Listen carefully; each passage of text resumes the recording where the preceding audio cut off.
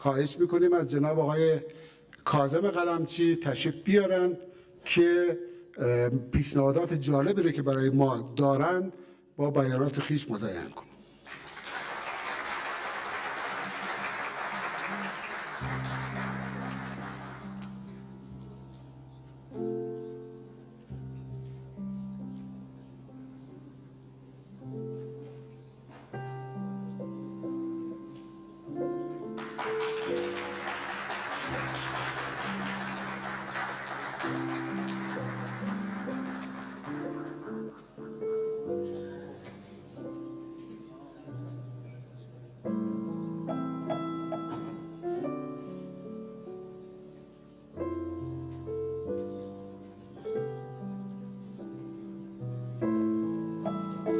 با عرض سلام و ادب و احترام خدمت همه دوستان فنی و حاضران جلسه، برای من ورود به دانشکده فنی یک آرزو بود و یک افتخار.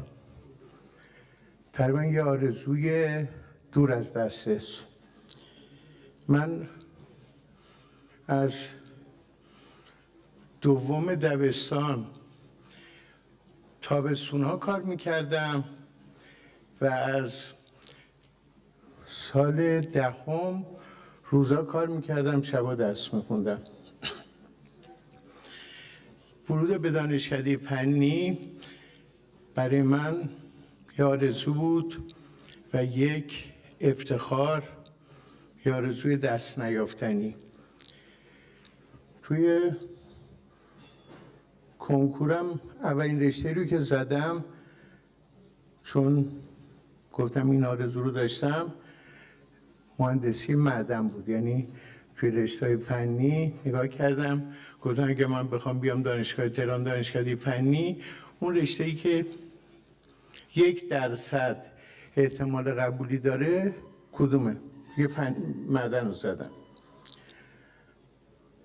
و مطلقا فکر نمی‌کردم قبول بشم. بعدم که اومدیم دانشکده فنی، مثلا توی ساختمان بچه‌ها یا البرز بودن، فکر کنم از 80 نفر 40 نفرشون بچه‌های البرز بودن، بقیه هم هدف و خالصمی و اینها. البته بعدم میگم اونا معمولاً دوستانی که اینجا هستن، نمیدونم آقای عطایی هستش یا آقای صاحب نسق که جزء چهره‌های نامی صنعت الان هستن. من داستان آقای اردشیر عطایی رو میخوندم، ایشون هم میگفت خانوادهشون فرهنگی بودن. کسایی که پدر مادرشون فرهنگی بودن دست بلند کنن. خب حالا یه تعدادی، من الان تو مدرسه تیسوش هم میرم صحبت میکنم، نصف بچه ها پدر مادرشون معلم فرهنگی هم. یعنی اونا هم اینطور نبود که چی بگم خیلی متمول باشند و اینها. من به هر صورت چون روزا کار میکردم، شبا درس میخوندم، با اذان صبح میرفتم سر کار تا ساعت 4:30-5، بعد میرفتیم شبانه درس میخوندیم و توی هم دوری هم کلاسی های ما یکیش پاسبان بود، 55 سال 60 سال، اون یکی نمیدونم توی بازار کار میکرد و بالاخره میخواستم مثلا برن ترفیع بگیرم، بیان دیپلمشون رو بگیرم. ما تو این یادم میاد توی مدرسه خوارزمی شبانه بهارستان که درس میخوندم، یه بار آقای معنوی دبیر فیزیکمون اومد یه مسئله‌ای رو بنویسه، یه دفعه برگشت گفت ببخشید این مال روزانه هاست، پاک کرد. یعنی این به درد شما نمیخوره. خب سال 52 که ما می‌خواستیم بیایم، یه ماهی من مرجان موقع کلاس کنکور گذاشته بود، رفتم و دیدم هیچی نمیفهمم. یکی از دبیرامون توی این شبانه مدائن که همین کوچه بالاور هست، رو بری پارک دانشجو، اونجا شبانه ما میخوندیم، اونجا درس میداد. رفتم پیشش با یه بغضی و حالت گریه که آقا من هیچی نمیفهم اینا هرچی میگن. گفت عیبی نداره، تو برو کنکور بده، حالا 2 سالم فرصت داری که باز کنکور بدی. گفتم شرایطم چطوریه؟ در صورت با این شرایط اومدیم مهندسی معدن و قبول شدیم. توی دانشکده هم که شما میدونین دیگه، اون موقع به ما میگفتن سایر رشته ها، یعنی میزدن برق ساختمان مکانیک یا ساختمان برق مکانیک، ما سایر رشته ها بودیم که مهندسی شیمی و متالورژی و اینا که مسخره میکردن اینجا هستن. بله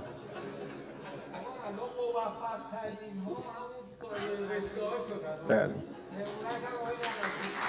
مفید. حالا خلاصه با یه افتخار و یه آرزو اومدیم دانشکده فنی. اون بقیه هم اینطور نبود که گفتم همهشون پدر مادرشون پول داره. این اقشار متوسط، گفتم مثلا اردشیر عطایی رو من شهر زندگیشو خوندم، یا آقای صاحب نصر نمیدونم دیروز بود امروز نیست، آقای عطایی اول جلسه بودن، اونم زندگی هاشون طبقه متوسط. تو هم کلاسیمون 16 آذر اعتصاب بود، یکی از بچه ها رو تو میدون 24 اسفند الان انقلاب دیدم دانشکده تعطیل شده بود، واسطه بود تو ایستگاه اتوبوس. گفتم کجا میخوای بری؟ گفت میخوام برم پارک شهر. گفتم برای چی؟ گفت میخوام برم توالت. تازه اومده بود از بلوچستان و غیر از پارک شهر توالت بلد نبود. دانشکده‌ای که اعتصاب شده بود میخواست بره اونجا. ما بعداً کوی دانشگاه بودیم. سال اول دانشکده من رو کاناپای بیمارستان میثاقیه میخوابیدم، چون متولد تهران بودم به من خوابگاهم ندادن. از سال دوم رفتیم. این آقای طهماسبی یادش بخیر واقعا خیلی عزیز بود که به ما لطف کرد، با اینکه من متولد تهران بودم خوابگاه رو داد. اونجا توی کوی دانشگاه کسایی که کوی دانشگاه بودن دست بلند کنن محکم. خب خیلی هستین، یعنی تعداد آقای اصغرخان فارسی هم که خدمتشون بودیم. اونجا بچهای بیشتری رو میدیدیم که خب اونها هم نه اینکه هر کی کوی دانشگاه بود مشکلات اینطوری داشت. اینو به شما به خاطر این گفتم که همین الانم تو همین دانشکده فنی بچه‌ای هستن که با سیلی صورت خودشونو سرخ میکنن. قبل از این جلسه های دکتر کمری که یه زمان رئیس دانشکده بودن و بعد الان معاون آموزشی هستن، میگفت یه داستانی رو تعریف میکردن. یه دختری دانشجوی دکترای یکی از رشته‌های مهم همین دانشکده میگفت من از خوابگاه به خاطر سنوات، حالا اون داستان تعریف میگم، میگفت جا نداشت برای سکونت، جلوی ماشین منو گرفته بود و من اونجا بالاخره با کلی سختی کمک کردم. طبق آماری که الان توی بنیاد آمیان دانشگاه تهران از دانشگاه اعلام کردن، از 55,000 دانشجوی فعلی دانشگاه تهران 10%شون یعنی 5,500 نفر دهک 1 و 2 و 3 هستن.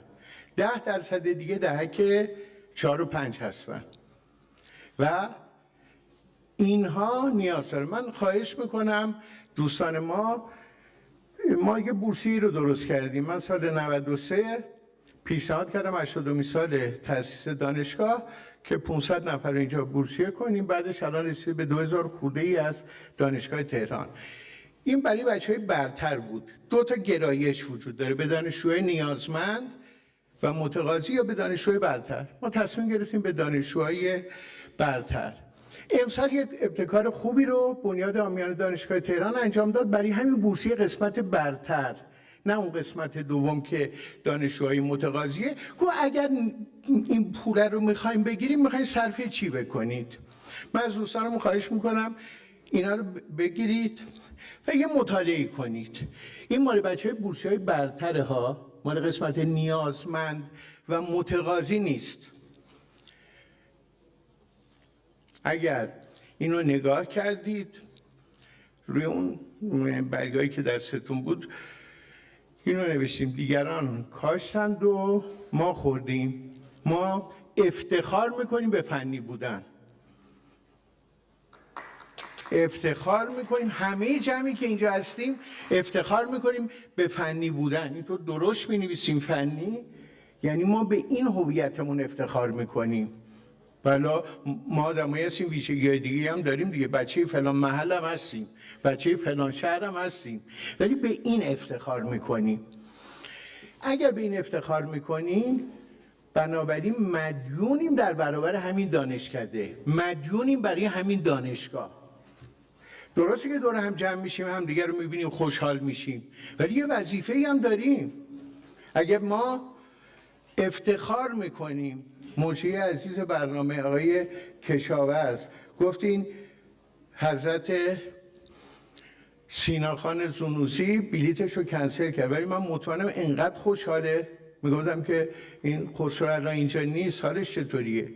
حتما قصه داره و دوست داشت اینجا باشه. اگر افتخار میکنیم که اینجا هستیم، ما وظیفه داریم، بدهکار این دانشگاهیم، بدهکار این دانشکده‌ایم. و این بچه هایی که همین الان تو شرایط اون روزهای من و خیلی از بچه های دیگه هستن، همین الان هستن، خیلی هاشون با سیلی صورتشون رو سرخ نگه میدارن.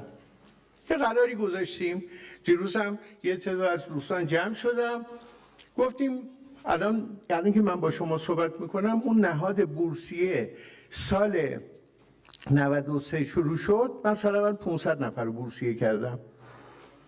یعنی آدمی که روی کاناپه‌های بیمارستان میخوابید اومد این کار رو انجام داد. و الان همه ما دونه دونمون میتونیم این کار بکنیم. 500 نفر الان شده 2100 نفر. ولی این کاری که امروز اینجا اگر شکل بگیره، یعنی دیروز شکل گرفت، 25 نفر از بچه‌ها جمع شدن، 66 از یه نفر گفتیم تا 5 نفر سالی 10 میلیون تومان بدیم، ما 1 میلیون تومان. این کار قابلیت تکثیر پذیری داره. یعنی فنی 52 دیروز 8 نفر بودن، فنی 51 7 نفر بودن و تا 25 نفر بقیه‌شون هم ورودی‌های دیگه بودن. اون رقابتی که اشاره کردن این خوبه اینجا ببینید آقا ورودی‌های 52 چند نفر رو بورسیه میکنن، 51 چند نفر، 53 چند نفر، 54 نمیدونم آقای مهنا هست یا رفت. گفتم آقا یه انقطاعی داریم تو دهه 60 دهه 60 هم بیان وارد بشن، چون اینجا همه دهه 50 ها هستن. اینو بیام ادامه بدیم. ماهی 1 میلیون تومان، در سال البته 1 میلیون تومان نمیدیم، پولش میره توی حساب بنیاد عامیانه دانشگاه تهران، اونجا خانه شیشه‌ای است، یعنی دونه دونه و ریال به ریال دیده میشه. کار نصیب من شد و ما هممون این بدهکاری رو به این دانشکده و دانشگاه داریم. کسانی که فکر میکنید ما طلبکار نیستیم بلکه بدهکار این دانشکده و دانشگاه هستیم، دستتون رو محکم ببریم بالا. اونایی که خودشونو بدهکار دانشکده و دانشگاه میدونن، نه طلبکار. ما بدهکاریم. کسایی که دوره دانشجویی تدریس میکردین، کمک هزینه در بیارین، دست بلند کنین.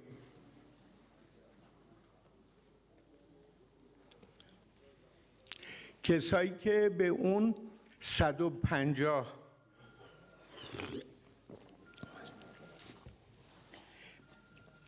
کسانی که به اون 150 تومنا و 300 تومنا نیاز داشتید، نه از روی تفنن، اونایی که نیاز داشتین دست بلند کنین. خب آقا این بچه ها الان اینجا هستن و من خواهش میکنم کسانی که حاضرید از 1 نفر حداکثر 5 نفر، اسمان به ترتیب حروف الفبا نوشته میشه، کسانی که حاضرین به اون جمع 25 نفر دیروز ملحق بشید و شما هم به سهم خودتون از 1 نفر 10 میلیون تومان تا 5 نفر حداکثر 50 میلیون تومان این رو به این بچهای فعلی دانشکده فنی بدین، دستت رو محکم ببرین بالا. حالا که دستتون رو بردین بالا، بلند شین واسین که بغل دستیتون بهش تعهد داده باشین. به خودتون تعهد میدین. بلند شین واسین. بله، مهدی امامی زودتر بلند شد واسط. آفرین. آقا از 1 نفر تا 5 نفر ما بدهکار این دانشکده، بدهکار این دانشجوها و بدهکار این دانشگاه هستیم. اگر افتخار میکنیم باید دینمون رو برگردونیم و بدیم. خیلی ممنونم میگی.